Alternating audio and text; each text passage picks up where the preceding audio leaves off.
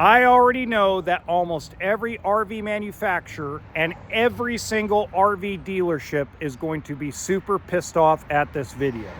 They're going to be mad at me. They're going to feel like I'm airing out everybody's dirty laundry.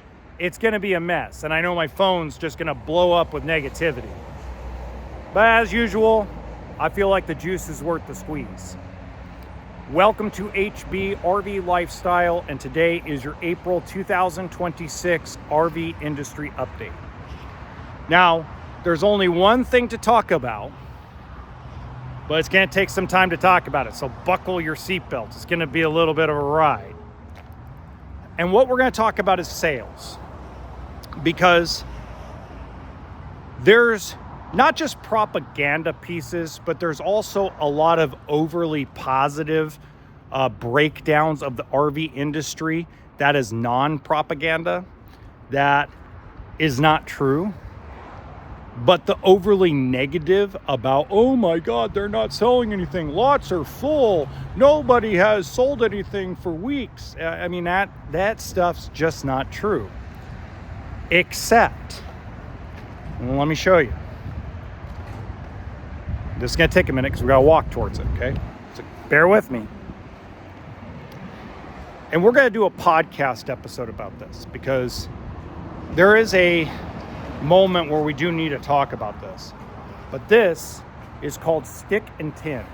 Aluminum sided, wood constructed. Some of them are aluminum constructed on aluminum, but it's called stick and tin.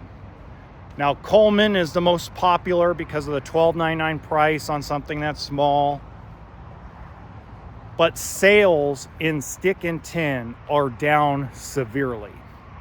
They are down so bad that I've gotten phone calls from reps that travel mostly the eastern part of the United States, and they're ready to basically go find another career. That's how bad it is. Why?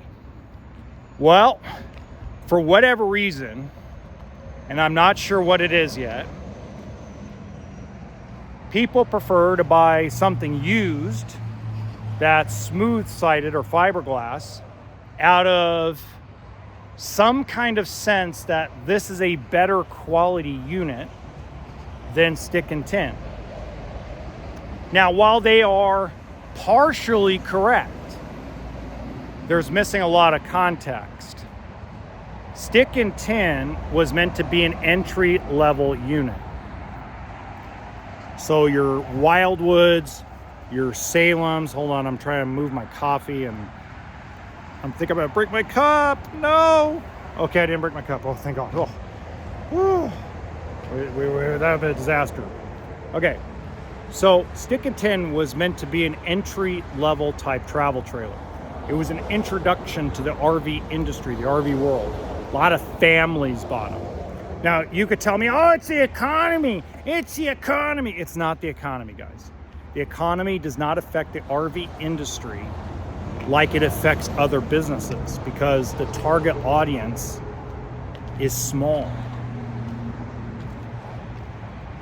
It's not big, okay? While we wish it was bigger, trust me, we wish it was bigger. It's simply not.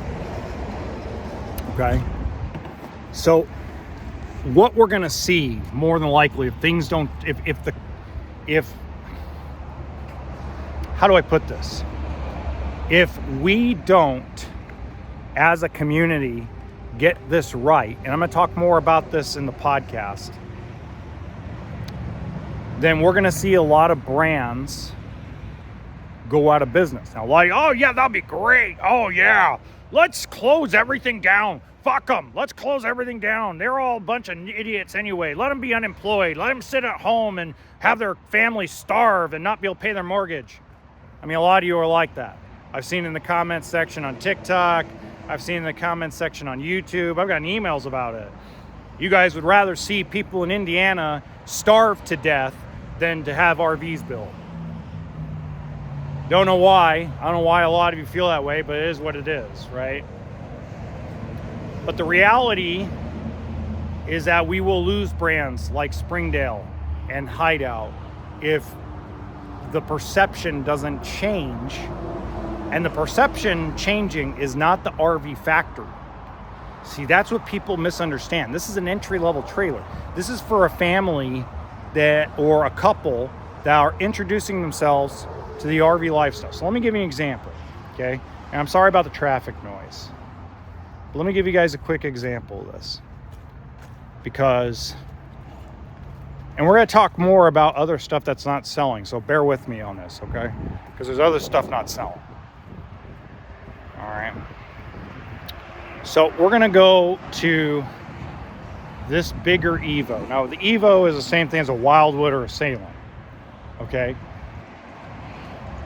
So this Evo is a big rear bath. It was actually the #1 selling floor plan 5 straight years for a couple. Big bathroom, big windows, nice looking thing. You could buy this for under $30,000, okay? The same trailer in a Rockwood or a Flagstaff or Cougar or an Imagine would go for north of $50,000. So it's 20 grand more for a more luxurious unit. That's not who they're targeting. They're targeting mom and pop that want a $300 or less payment, or want to write a check for, 30, 33 grand, depending on where your tax situation is. And they're targeting folks that are first-time RVers. They know you're going to upgrade. They know you're going to step up to something else if you decide to stay in the lifestyle.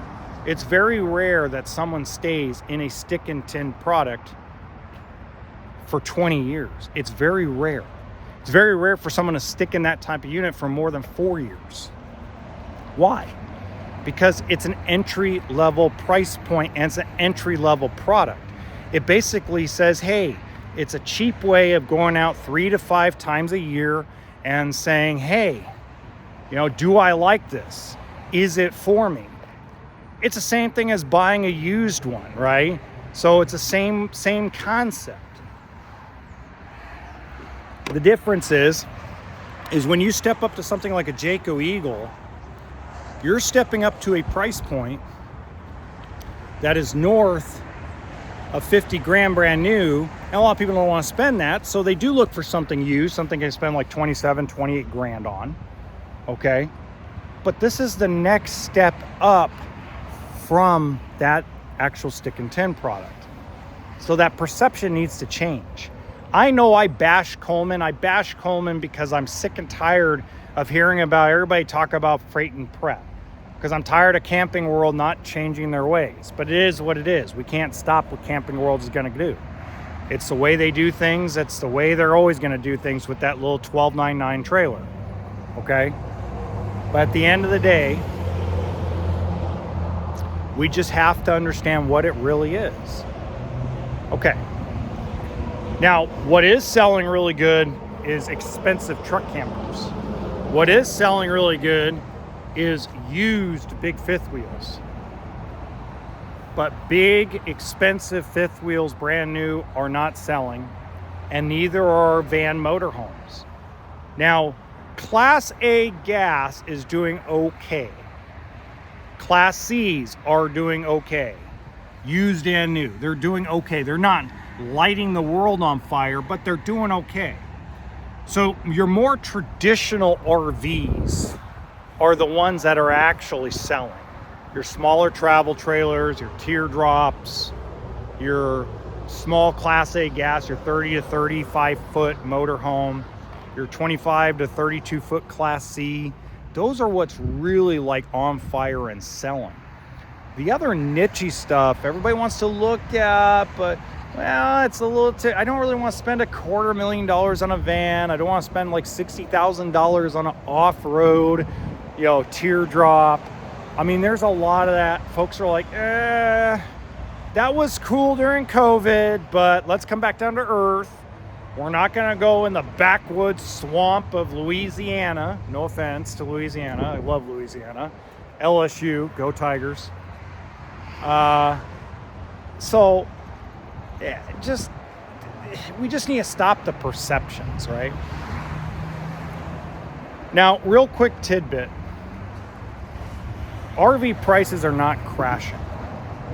The used market has changed and corrected itself, and that's due to people voluntarily repossessing their stuff because they're so underwater in it. But the same thing's happening in trucks, the same thing's happening in cars. We're 5 years away from the used market kind of sorting itself out.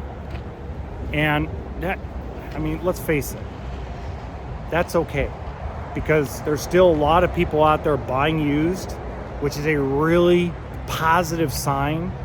It's a positive sign when there's more buyers in the market in used than there is sellers.